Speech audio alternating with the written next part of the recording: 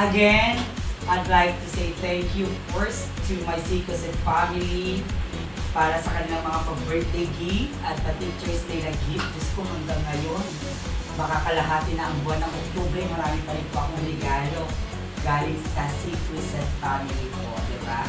Beginning with the first, the CCJE, yung mga clubs from the College of Criminal Justice Education.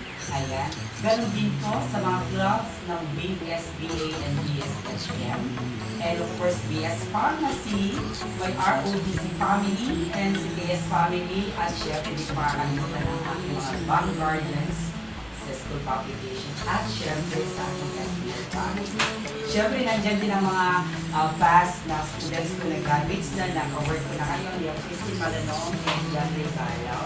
Syempre, sa bumubuo ng Secoset family ko, syempre, nandiyan sila Dr. Lucao, the teachers, the deans, and the program heads, and of course, the non-teaching, and of course, our beloved school president, Dr. Johnson Mabena. Salamat po sa mga umaapaw na regalo, diba, sa birthday ko at sa Teacher's Day.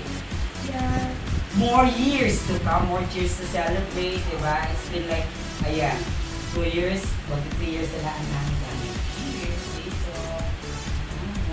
O, diba? May passage, may pa-courses na kape at more na po, diba?